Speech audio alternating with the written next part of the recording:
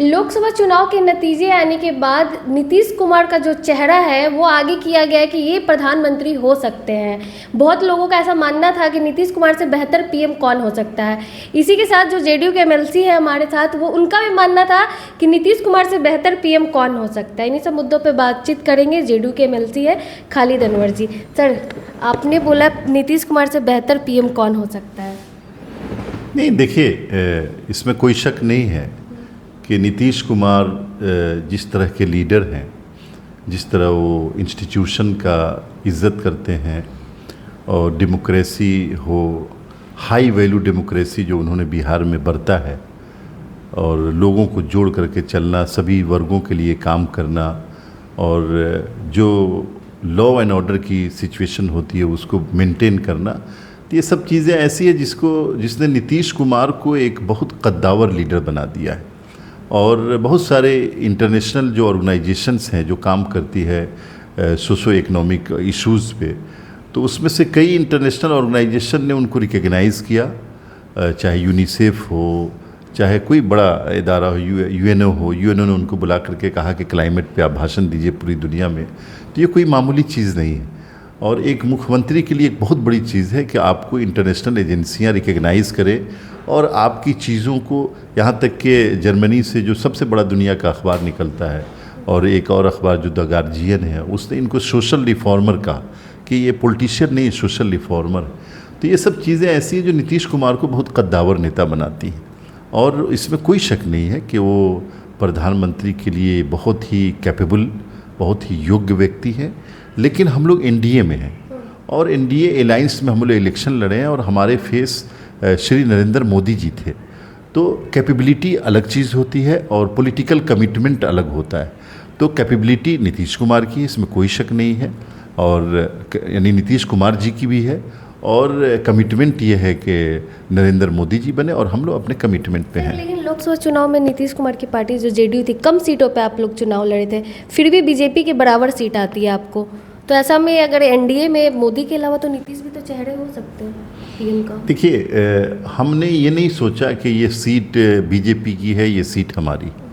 बिहार में 40 की 40 सीटें नीतीश कुमार की गुडविल, नीतीश कुमार की क्रेडिबिलिटी और नीतीश कुमार के लोगों की सीटें थी और हम 40 सीटें जीतने के लिए लड़ रहे थे।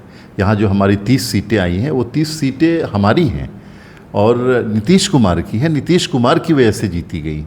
तो आप हमें 12 में बांध के मत रखिए, हम 30 सीट जीते हैं। और ऐसी परिस्थिति में जब यूपी में पूरा सुपड़ा साफ हो रहा था बीजेपी का, एनडीए का, और हम बिहार में अपने अकेले को बचाने में नीतीश कुमार ने कामयाबी हासिल की, तो नीतीश कुमार को बिहार के लोग पसंद करते हैं, 13 करोड़ लोग पसंद करते हैं और ये अच्छा परफॉर्मेंस रहा।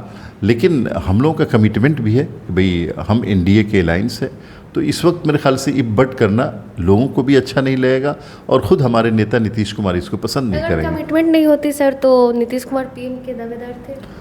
नहीं, दावेदार तो कभी नहीं रहे। नीतीश कुमार दावेदार कभी नहीं रहे पीएम के।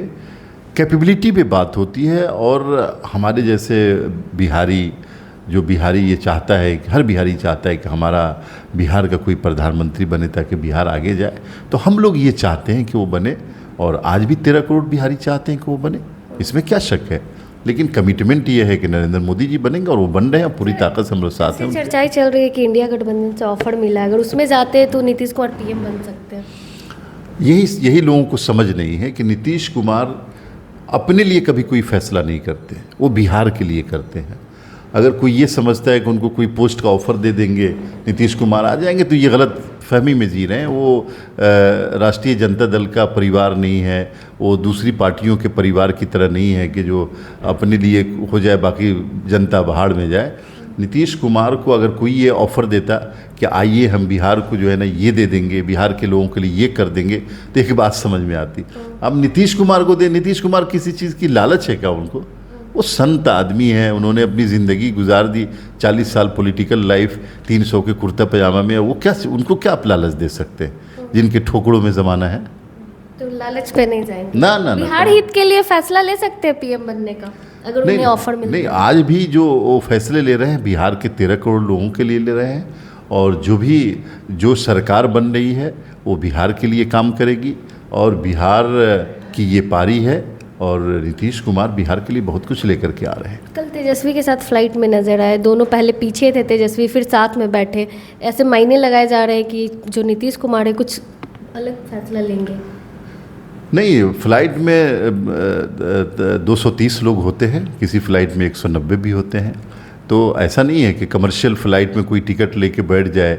और हमारे नेता तो सबका सम्मान करते हैं। बगल में पीछे थे, फिर बगल में अगर बुला के बैठा लिया तो इसका मतलब थोड़ी है कि कोई फैसला ले सकते हैं, ऐसा नहीं है। हमारे नेता सबका सम्मान करते हैं, कभी उन्होंने किसी के लिए बदज़बानी नहीं की और किसी के रिस्पेक्ट में कभी कमी नहीं की। तेजस्वी यादव डिप्टी सीएम रहे बिहार के, और वो रहते डिप्टी सीएम। अगर वो चोरी न करते, वो डाका न डालते, वो लूटते नहीं बिहार को, तो क्यों नहीं रहते। चोरी की? हाँ, बहुत बड़े पैमाने पे चोरी करी उन्होंने, और सबका पर्दाफाश होगा।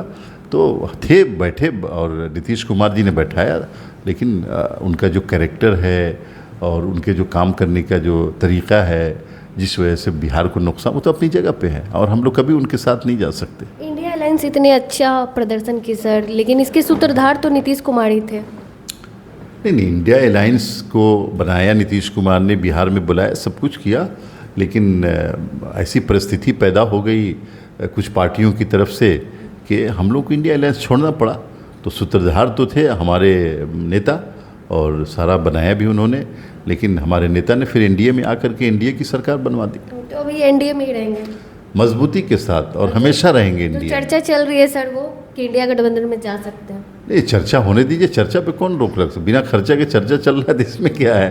लेकिन हम लोग रहेंगे एनडीए में, मजबूती के साथ रहेंगे, बिहार के हितों के लिए रहेंगे, और बिहार का हित बेहतर होगा। बिहार के 13 करोड़ लोगों पे के चेहरे पे मुस्कुराहट आएगी, मुस्कान आएगी। ये पूरा कमिटमेंट हम लोगों का। प्रधानमंत्री कौन रहेंगे? नरेंद्र मोदी जी रहेंगे, वही जा रहे हैं प्रधानमंत्री बनने।